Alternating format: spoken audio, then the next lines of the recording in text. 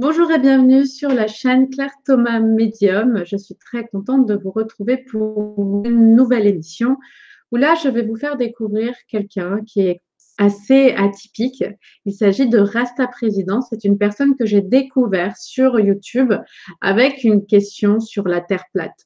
Et du coup, j'ai découvert son univers, cette chaîne, son identité, cette personnalité et j'ai vraiment accroché. Et je me suis rendu compte d'une chose, c'est que on est tous les deux différents. On n'a pas eu du tout le même parcours et en même temps, on est nés à la même date de naissance. Nous sommes tous les deux de la même année. Nous avons tous les deux aussi un enfant. Et au final, on n'a pas forcément la même religion, mais pourtant, on a finalement les mêmes pensées. C'est-à-dire que malgré les différences, on se retrouve sur beaucoup de points. Donc, c'est vraiment très intéressant. Donc, j'avais envie de vous faire découvrir cette personne parce que je trouve qu'il a un univers très original, que c'est quelqu'un qui dénote et qui me fait vraiment rire. Et je pense que dans ce monde, nous avons vraiment besoin de rire aujourd'hui. Nous avons besoin de prendre les choses avec sincérité, honnêteté, intégrité et en même temps toujours avec cet humour. Il a la chance d'avoir cet humour que je n'arrive pas à avoir comme lui. Donc voilà, je suis très contente de pouvoir l'accueillir. Il est en direct de la Thaïlande. Alors, il faut savoir que le son peut parfois être un petit peu moins audible de son côté, puisqu'en fait, il a enregistré, nous avons enregistré en fait de son côté pour lui dans un, dans un cybercafé. Donc, le son n'est pas toujours aussi bon que d'habitude. Mais en tout cas, j'espère que vous allez pouvoir découvrir ce personnage haut en couleur.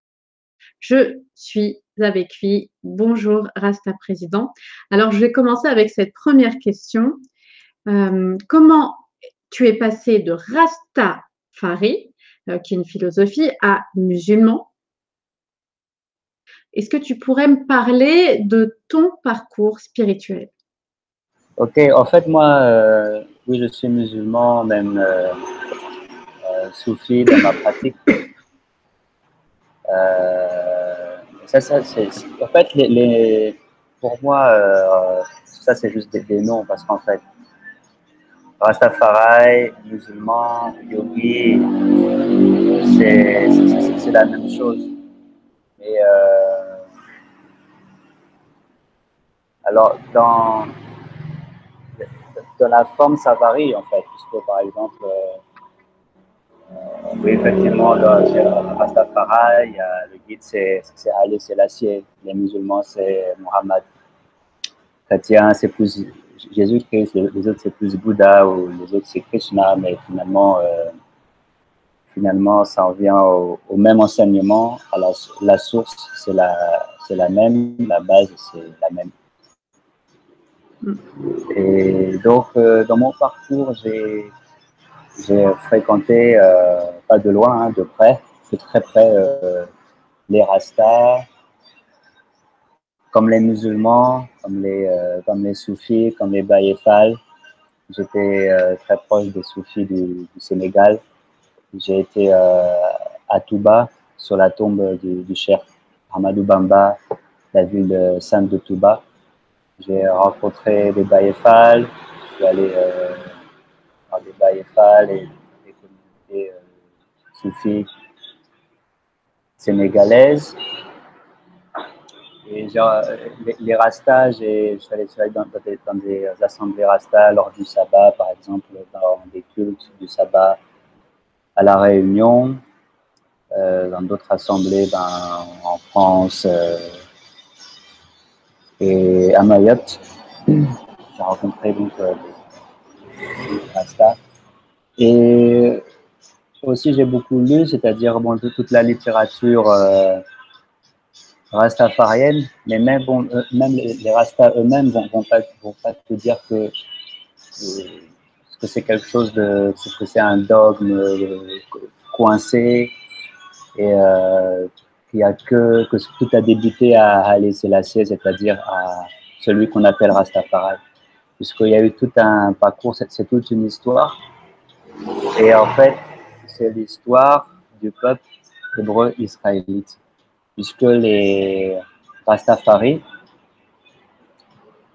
font partie de ces mouvements d'éveil des Noirs du Nouveau Monde qui sont descendants des esclaves et qui savent qu'eux-mêmes descendent des vrais Hébreux de la Bible, des vrais Hébreux israélites de la Bible, qui ont eu un premier exode en Afrique avant Jésus-Christ, après la période de l'exil à Babylone. Il y a eu un second exil en Afrique après Jésus-Christ, dans l'an 70 de notre ère. Il y a eu des millions d'Hébreux qui ont fui en Afrique. Et donc les Rastas savent que les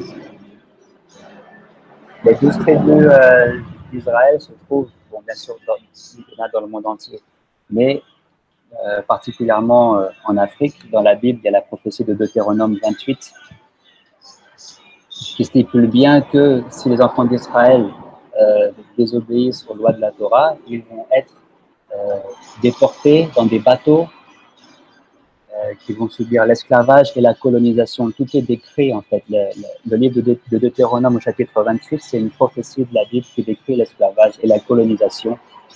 Et dans la Bible, même le chiffre 400 ans est cité, est donné à Abraham, comme quoi ses descendants vont être esclaves pendant 400 ans. Le seul peuple esclave 400 ans, ce sont les Noirs esclaves et colonisés 400 ans. Donc, les Rastas sont hérités de ça, mais cela même, on le trouve dans le Coran, en fait. On le trouve dans les prophéties du Coran. Le Coran en parle bien, donc on trouve ça dans l'islam. C'est pour ça que, parallèlement au mouvement Rastafari en Jamaïque, il y a eu la nation de l'islam, la Nation of Islam,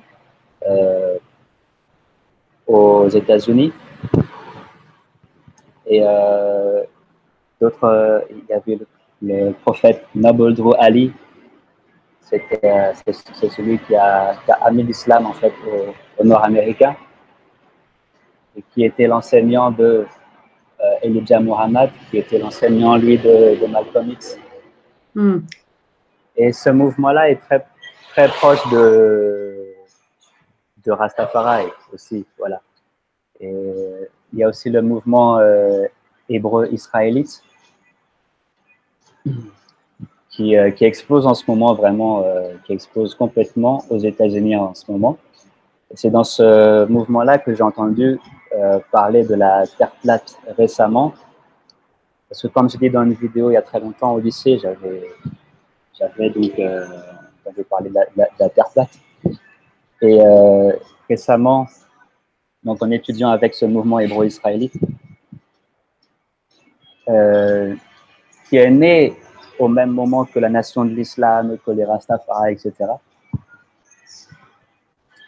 C'est ce que je disais. Donc voilà, en étudiant avec eux, j'ai entendu parler de la théorie de la Terre plate. Mais bon, on parlera de la Terre plate après, si vous voulez. Et donc, comment es-tu passé de Rastafari à musulman, en fait? Tout ça, c'est lié, quoi, comme je viens de vous dire. Quoi. Il y a plusieurs mouvements.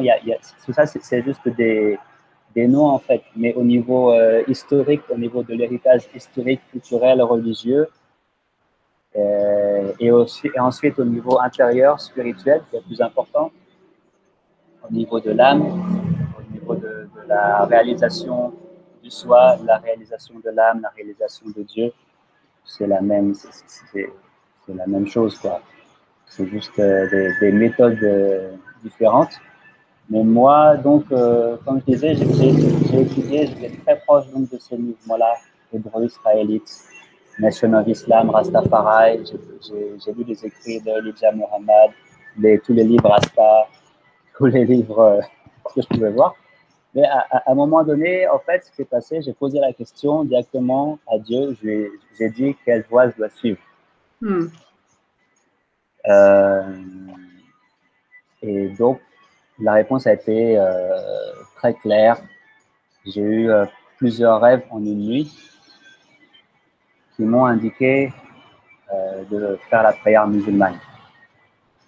Et ensuite, dans l'un de ces rêves, il y a un maître très, très impressionnant par sa piété, avec un air très, à la fois très pieux, très sage, plein de sagesse, mais sévère aussi, qui m'a fait réciter la Shahada, c'est-à-dire l'attestation de foi musulmane.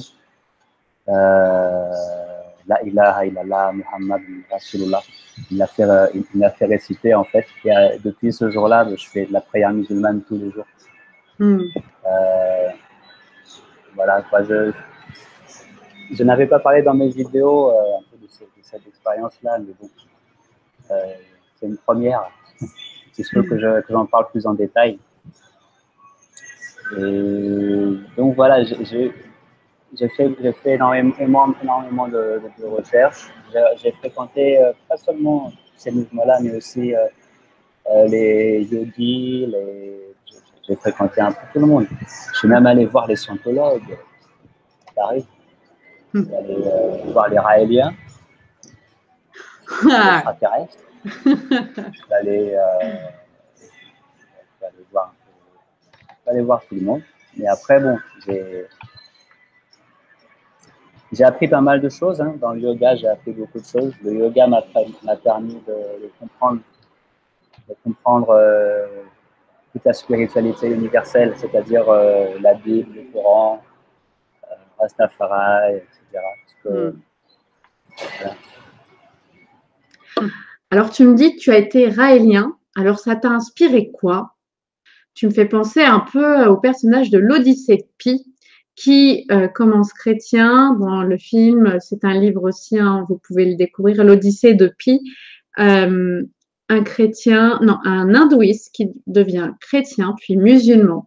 On a l'impression de voir un peu ce même parcours. Alors, raélien, c'est inspiré quoi. Raélien, c'est intéressant. L'histoire de l'Odyssée de Pi.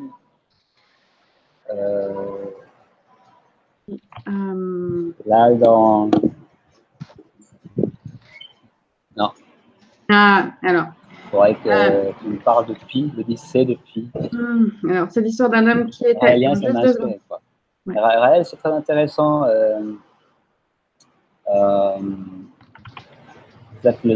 Enfin, son interprétation de la Bible est très, très intéressante avec les extraterrestres, les soucoupes volantes, etc. C'est très intéressant.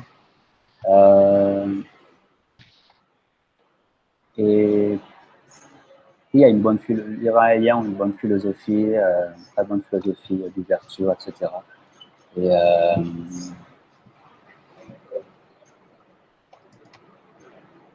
Mais après, le problème avec les Raéliens, c'est que ça tire vers le transhumanisme, en fait. Ça tire vers le transhumanisme.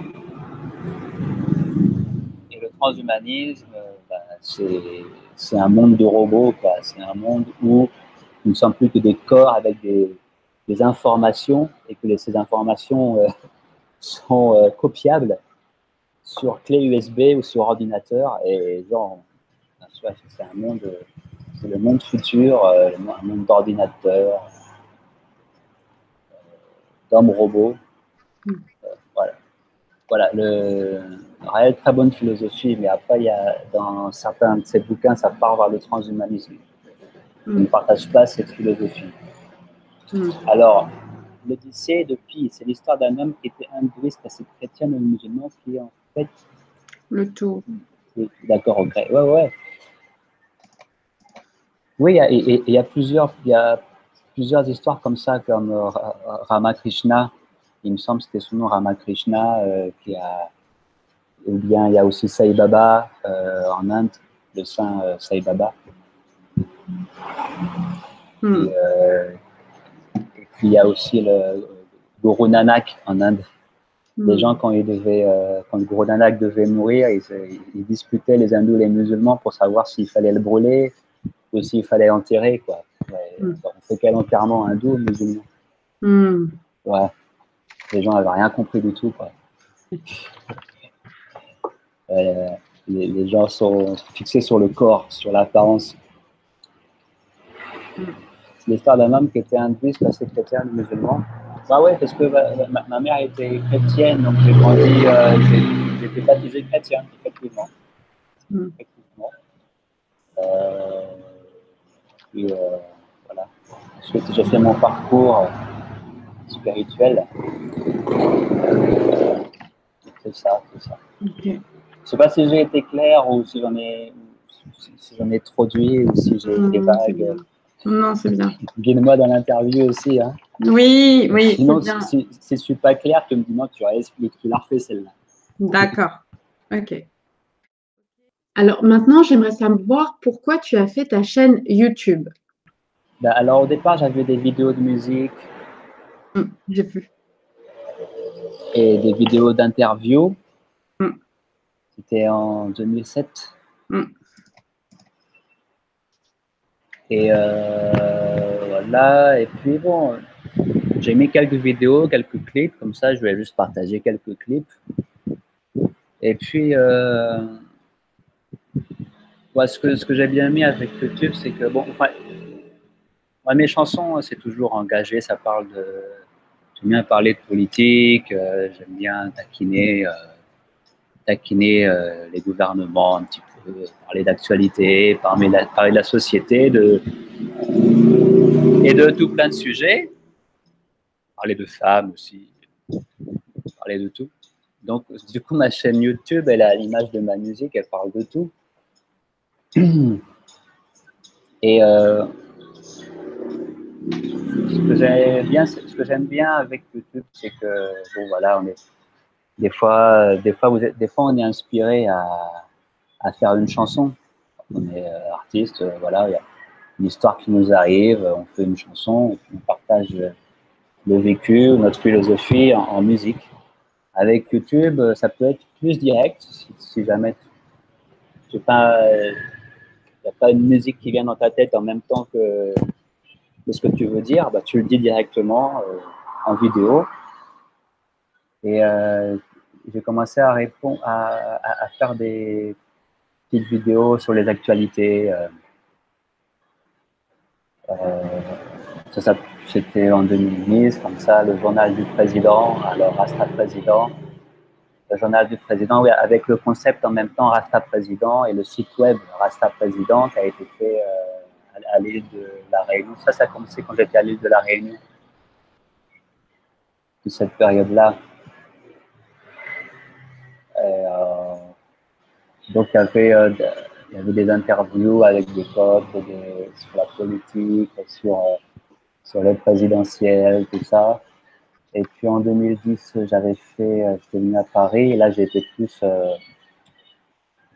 actif sur YouTube à partir de 2010 pour les présidentielles, etc. Donc j'avais l'idée de me présenter, voilà, présenter un nouveau concept au monde. Pourquoi pas un président Rasta et pourquoi pas de nouvelles idées. Voilà, mettre un petit peu d'ambiance dans ce monde ennuyeux. On voit toujours la même chose, tout tourne en rond. Donc, j'ai commencé à commenter les actualités, etc.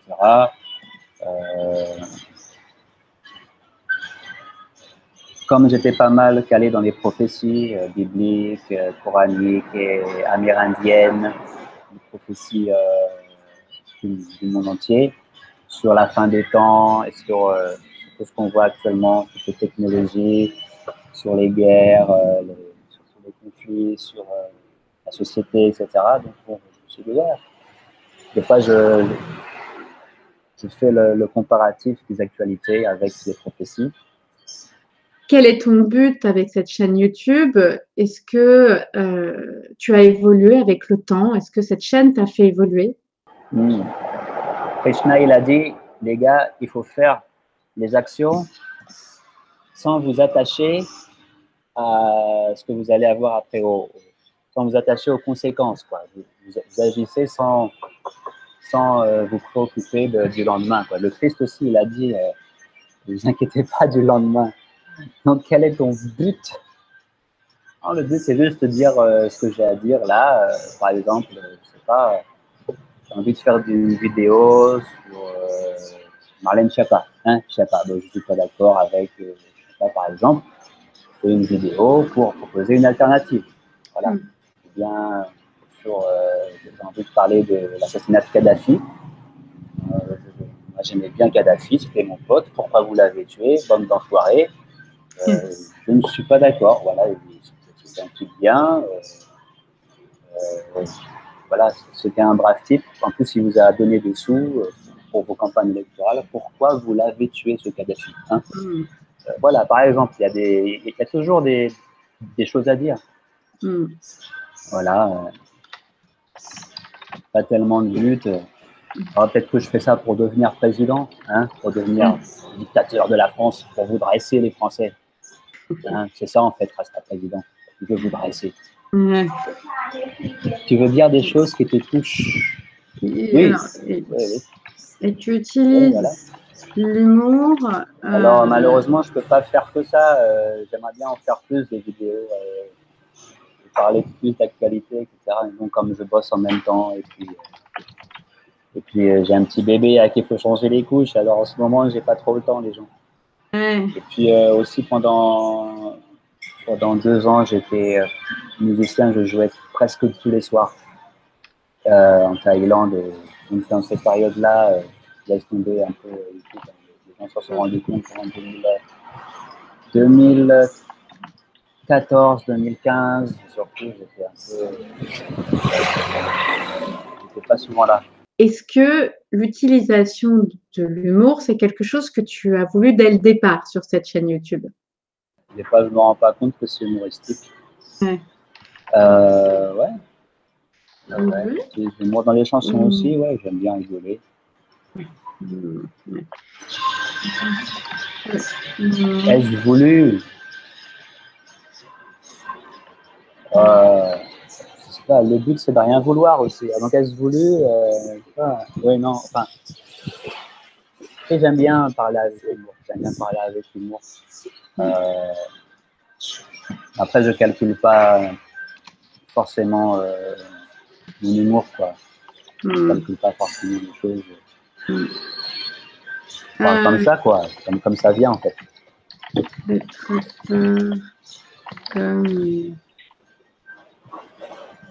Des tracteurs. Heureusement qu'il y en a. Ah ouais. Au moins, oui, ils font de l'ambiance, les détracteurs. Heureusement qu'ils sont là, les détracteurs. Bah oui. Parce que voilà, c'est comme quand tu fais un concert, par exemple, tu fais un concert et que tout le monde t'applaudit dans la salle, tout le monde à 100%, ce qui m'est jamais arrivé. Dis-toi qu'il y a un problème. Et il y a un gros problème. Remets-toi en question. Si tout le monde à 100% dans la salle t'applaudit, il y a un problème. Si tout le monde fait la gueule et s'il y a un truc, ça veut dire que si tout le monde fait la gueule, 100%, voilà. Là, tu as touché quelque chose, tu as touché un point sensible. Si c'est partagé, moitié-moitié, il y a des gens qui t'applaudissent, il y a des gens qui font la gueule, c'est bien, c'est très bien aussi. Moi, c'est ce qui m'arrive souvent. Il y a des gens contents, il y a des gens mécontents quand je fais des concerts. C'est pareil sur YouTube. Des fois, ça m'est arrivé à toute la salle qui fait la gueule. Une fois, je me suis fait chasser même. Mais c'était une soirée mauricienne. Je ne jouerai plus pour des Mauriciens. Ils veulent plus danser sur du zouk, du Sega, des musiques à la con. Mais bon, les détracteurs, c'est bien. Ça veut dire que quand tu vois des gens qui sont pas contents, ça veut dire que tu fais ton boulot. Ça veut dire que tu fais ton boulot. Tu vas toucher là où ça fait mal. Et voilà, c'est normal qu'il y ait des détracteurs. Hein, sinon, ça veut dire qu'on je fais des vidéos pour rien, quelque part.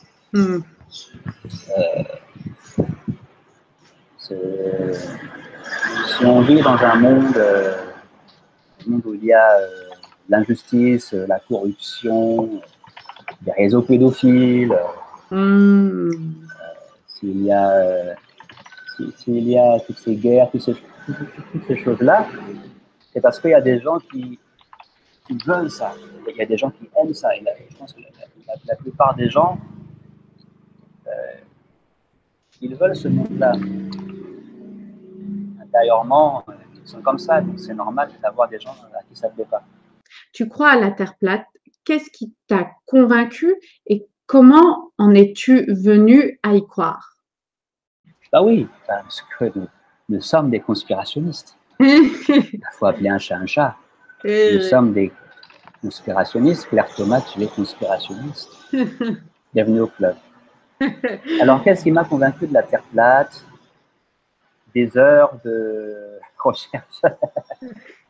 Alors, je crois, quand il y a des gens, comme je disais, de ces mouvements-là, hébraïsraélites, qui parlaient des terres plates, ça, je me dis, là, les gars, ils vont trop loin. Comment refuser la Terre sphérique qui tourne sur elle-même, autour du Soleil? Pour moi, c'était un truc, voilà, depuis tout petit, j'étais là-dedans, quoi. Non, la Terre est une boule qui tourne sur tout pied, quoi. Merde. Et alors, j'ai quelqu'un qui m'a dit, tu devrais faire une vidéo sur la Terre plate, Rasta Président. Je dis, oh, je sais pas, ça, c'est les complotistes intégristes. Parce que moi, j'étais à l'époque considéré comme complotiste modéré. Hein, voilà. Donc, il y a des complotistes intégristes qui prennent la Terre plate. Voilà.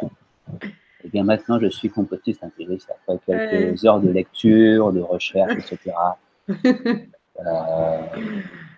Voilà. Quand tu constates les preuves historiques, quand tu vois d'où ça vient, tu vois que ça... Ouais, comme toi, ouais. Bah, quand tu vois le... Et là, il faut que je change d'endroit, parce qu'il faut que je rebranche mon ordinateur. Donc, je n'étais où? Tu en étais la Terre Il y a un plate. petit bouquin que je recommande, c'est les 200 preuves attestant que la Terre n'est pas une boule qui tourne, de Eric Dubé. C'est super, il y a tous les arguments, mais alors là, On voit pas bien. qu'est-ce qui m'a convaincu? Par où commencer? Hein. L'eau est plate, hein, comme ça j'avais expliqué dans une vidéo, l'eau est toujours plate, hein. Toujours à niveau zéro. C'est mieux. Ah, on ne me voit pas bien, peut-être comme ça. Ouais, c'est mieux, c'est mieux. Là, c'est bon, c'est bon. Vous prenez, il y a des tas d'exemples de chemins de fer, de canaux, de villes, de routes qui sont construites par des ingénieurs sans prendre en compte aucune courbure de la Terre.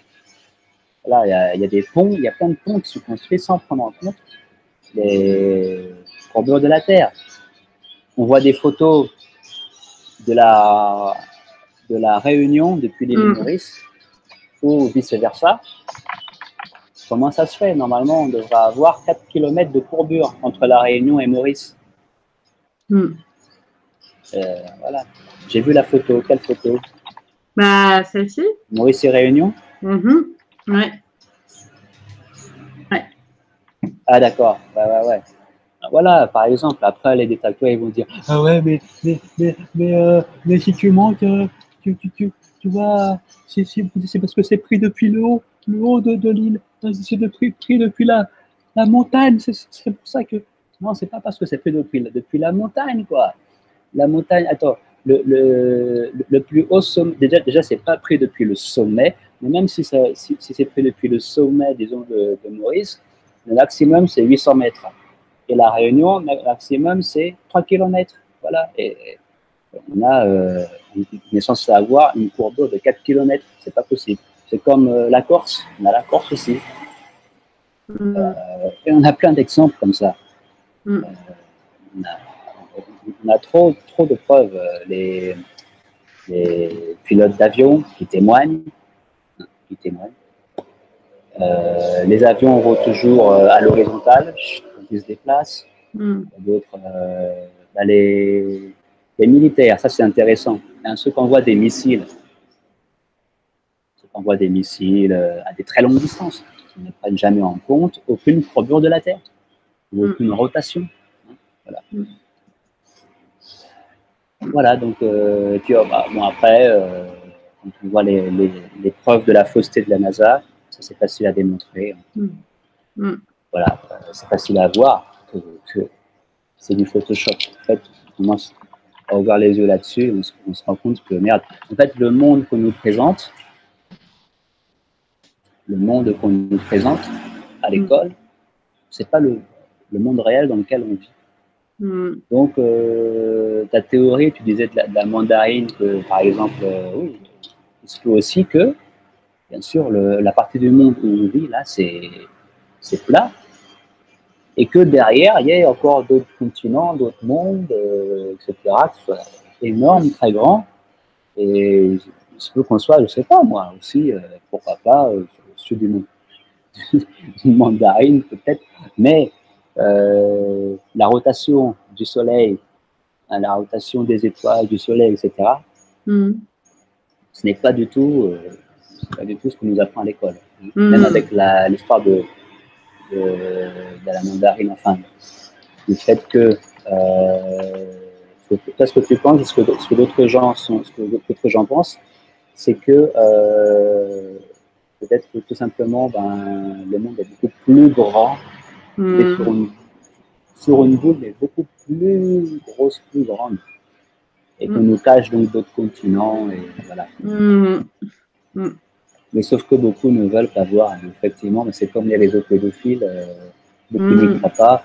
Donc ça c'est comme pour tout, bon, c'est beaucoup plus grave que la Terre plate, hein, les réseaux pédophiles, mais ça se cherche. C'est comme la Terre plate, ça se cherche. Les gens, ils ont qu'à chercher, hein, sur les réseaux pédophiles, toutes les preuves sont là aussi, quoi. Toutes les preuves sont là, je veux dire, les enfants témoignent, hein. Les enfants témoignent, les enfants font des dessins, les enfants disent tout. Je ne vois pas avec une longue vue, mais à court terme. À court terme, ouais, mais ils ont une longue vue aussi, hein, parce qu'ils pensent qu'ils sont éternels, ils ne pensent pas qu'ils vont mourir, alors qu'ils devraient justement voir à court terme, voir leur vie à court terme, penser à la mort un peu plus souvent.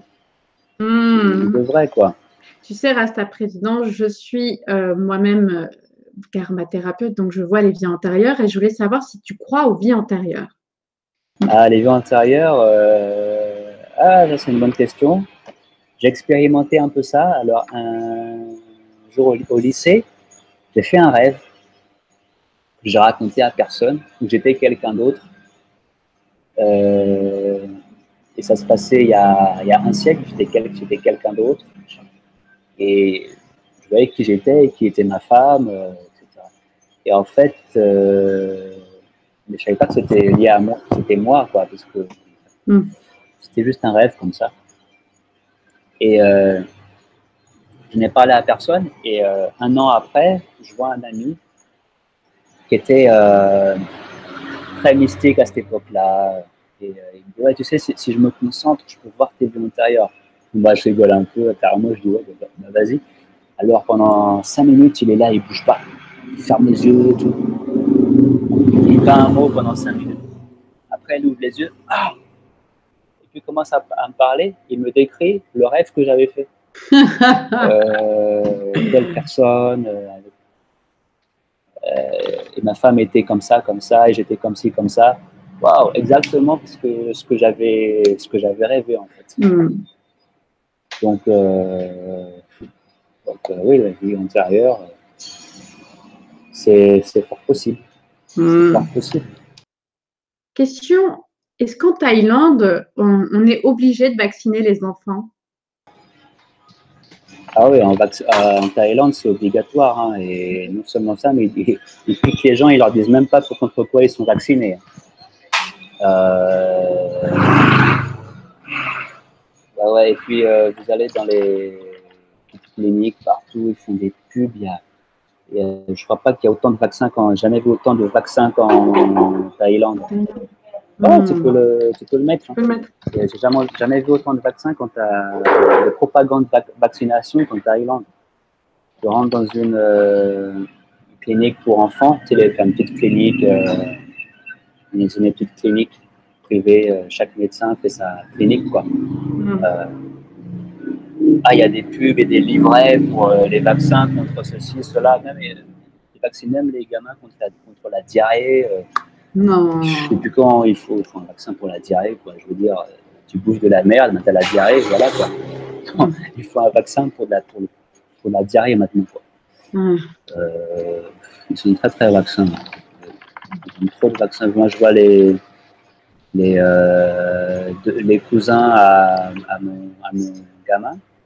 Mon gamin qui a 1 an. Là, les cousins, cousines, ils vont se faire vacciner tout le temps. Ils reviennent, ils ont la fièvre.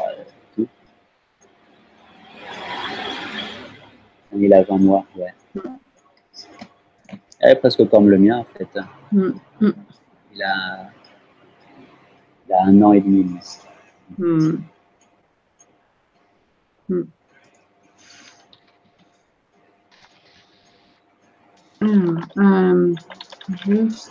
Et les gens ne savent même pas pourquoi ils sont vaccinés ici. Ils savent juste que c'est une piqûre. Ah, faut la piqûre. Alors, comment tu vois l'avenir pour nos enfants? Comme le Christ, il a dit malheur aux femmes enceintes. Malheur aux femmes enceintes, en ces jours-là. Ouais, malheur. Ah oui. Malheur à nous, on a des gosses. Malheur à nous et malheur à nos gosses. J'espère que les gosses vont. Eh ben, tu vois, j'ai eu un rêve là-dessus.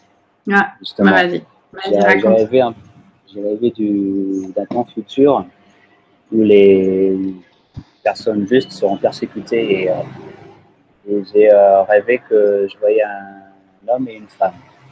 Alors, les deux étaient en fuite et la femme fuyait, mais elle croyait encore dans la justice, dans le système, mais elle allait se faire avoir. L'homme, lui, ne croyait pas du tout et il s'enfuyait dans la jungle. Et quand il arrivait dans la jungle, il trouvait une communauté. C'était des Européens. Hein. Il retrouvait une communauté de gens avec qui il vivait simplement. Et ce mec-là, il trouvait le nirvana, la réalisation il réalisait le soi, Dieu, etc. L'état du Bouddha, en fait, dans cette jungle. Et pendant ce temps-là, je voyais dans la ville le mec qui persécutait ces deux personnes-là, et puis persécutait beaucoup de gens. Et ce type-là, assez riche, il semblait avoir du pouvoir, et il avait un gosse. Et en fait, son gamin, son bébé, il lui avait mis des trucs dans la tête pour que ces gens, le gamin, il avait un bouton dans la tête. Donc, tu veux que le gamin, il dort, tu appuies sur le bouton, tac. Et tu veux qu'il se réveille, tac. Tu vois, il a une horloge dans la tête, ou il a un truc dans la tête qui le fait dormir, ou qui le réveille, tu vois. Et ça ressemble à la technologie de Google et Facebook. Parce qu'il est prévu une technologie, voilà, le transhumanisme, qui va fasciner et qui va attirer toute la nouvelle génération, toute la génération des jeunes actuels. Ils vont être à fond là-dedans, même la nôtre. Hein. Les gosses, ils vont être trop attirés par ça, puisque c'est du réel. Ce que je dis, c'est expliqué par une nana qui représente Google et Facebook. Donc, il y aura le tatou électronique qui est la future puce irréfilée, donc un tatou. Tu auras ton ID, en fait, ce sera un tatou. Et tu auras les gens, ils auront un truc dans le front, quoi. C'est une application, ils auront un petit truc dans le front qui leur permettra, par exemple, à ton téléphone, hop, tu penses à un truc, tu n'as pas besoin d'écrire, ça l'écrit directement. Troisième œil pour le bloquer. Ouais, sûrement. Ça va faciliter aux gens leur truc, mais et c'est genre, tu imagines une telle technologie et ça va jusqu'à traduire, ça pourra même traduire en toutes les langues. Genre, quelqu'un pense en chinois à côté de toi, tu le comprends. Si tu as l'application, tu comprends, l'application Google Translate dans la tête. tu vois. Ils sont en train de bosser sérieusement sur ces technologies-là. Tous les gosses, tout le monde voudront tous ça. Ce ne sera même pas forcé. Les gens, ils vont courir pour l'avoir. Même actuellement, il y a des gens qui sont prêts à dépenser 200 € pour avoir la puce RFID en France. Et ben, les gens, quand il y aura ça, gratuit ou pas, ils vont courir pour l'avoir. Je pense que ça va être payant, hein, vu que ils vont se faire plaisir. Tout le monde voudra l'avoir, ça. Voilà. Et les Chinois, là, ils sont en avance sur tout le monde, là, parce que ils ont l'application Alibaba maintenant, ils payent avec leur téléphone. Les Thaïlandais, ils n'ont pas ça, mais les Chinois en Thaïlande, je les vois dans les magasins, les Chinois donc de ma génération. Moi, j'ai 37 ans, les Chinois de 30-40 ans, quoi. Hop, clac, clac, ils payent avec leur téléphone déjà. Tout est sur leur téléphone. Donc, de là, un petit atout, pour un petit atout, hop. Voilà. La génération aussi, ouais. Bon, on doit rester positif. De toute façon, la fin sera positive. Après, voilà. De toute façon, les prophéties sont toutes très positives. Les prophéties sont positives. Et il faudra passer par quelques années de souffrance, je pense, vu l'état de l'être humain actuellement. L'état de la majorité.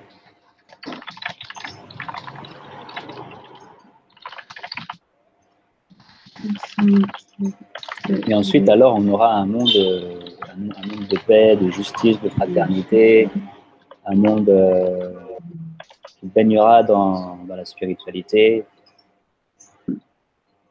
On aura vraiment l'âge d'or, qui dure. Quels seraient tes derniers mots pour clôturer cette interview pour les gens qui te découvrent sur ma chaîne? Déjà, merci à toi, Claire, pour cette interview, pour prendre le temps d'interviewer Rasta Président. Je dis à tous et à toutes, faites comme moi, présentez-vous aux élections, qu'on se présente tous. Hein. Présentez-vous tous aux élections présidentielles 2022, comme Rasta Président, pas de souci. Plus on est de fous, plus on rigole. N'hésitez pas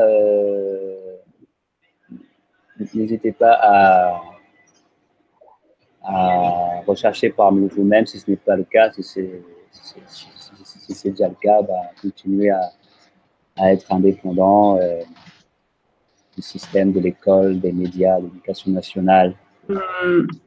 Rechercher la vérité par vous-même. Voilà, être maître de soi-même. Et la Terre, c'est un énorme centre de méditation. En fait, on est des êtres de méditation. On est là pour méditer. Et la Terre, la création, la nature, tout ça, c'est fait pour qu'on soit tout le temps en contemplation, en méditation. Genre, on marche, on sent l'air, on regarde les belles fleurs, les étoiles, le coucher de soleil, la lune, les arbres, les plantes. Voilà, on vit dans un centre de méditation. Et voilà, donc luttons ensemble pour que ce monde devienne vraiment ce qu'il doit être, un centre de méditation. Voilà.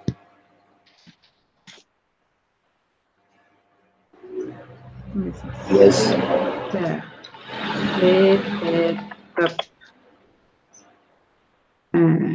C'était top. Ouais. Ah, merci. C'était pas préparé, c'était comme ça. Peut-être un peu décousu, mais bon. Les gens comprennent le fond. C'est naturel. Merci. Ok, ça marche. À bientôt. Je vous remercie à tous d'avoir assisté à cette interview. Je vous invite à découvrir sa chaîne Rasta Président. Vous tapez sur YouTube Rasta Président. J'adore son univers. J'espère que vous allez pouvoir partager aussi son univers. Voilà, c'est un petit coup de cœur. Donc, j'espère que ça vous a plu et que vous avez pu vraiment découvrir une autre personnalité que moi. Je ferai ça de temps en temps. Si j'ai plus de temps, j'aimerais le faire plus souvent. J'espère que je découvrirai encore et je vous ferai partager d'autres personnes voilà, sur d'autres chaînes YouTube. Si vous avez aimé cette vidéo, vous pouvez toujours la partager, liker ou mettre un commentaire. Je n'hésiterai pas à lui en faire part. Voilà, merci à tous. Au revoir les apprentissages.